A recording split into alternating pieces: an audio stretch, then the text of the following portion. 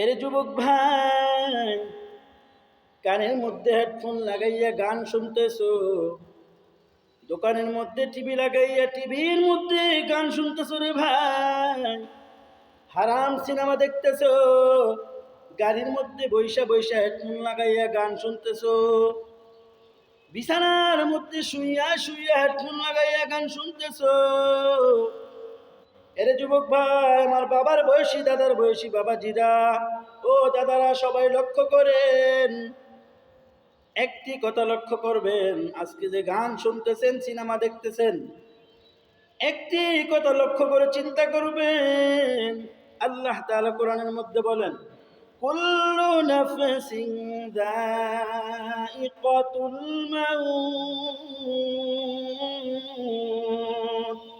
সুম্মা ইলাইনা তুরজাউন।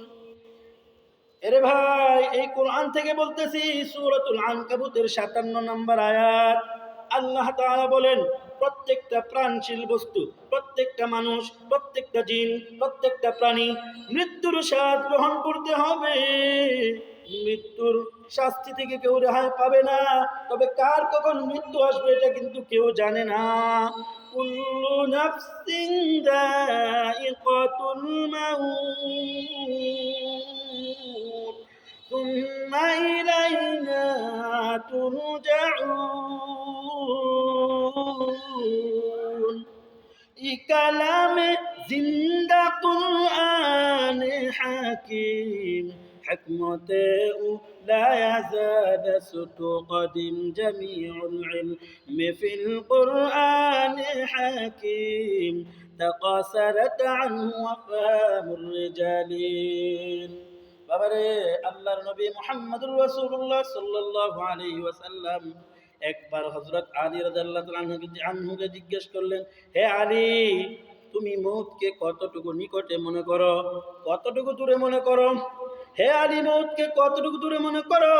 তখন হযরত আলী বলে, আল্লাহর নবী, আমি এক ওয়াক্ত নামাজের জন্য যে ওযু করি, আমি মনে মনে ভাবি আগামী ওয়াক্তের ওযু করার সময় পাই কিনা। হযরত আলী বলে, ওরে হযরত মুহাম্মদ সাল্লাল্লাহু আলাইহি ওয়াসাল্লাম বলে, ওরে আলী, তুমি তো ভুল করতেছো রে আলী, মউত তো এত দূরে না। ও আলী, তুমি বরঞ্চ এটা মনে করো, নামাজের মধ্যে ডান দিকে সালাম ফিরাইছো, বাম দিকে সালাম ফিরাবার সুযোগ পাও কিনা।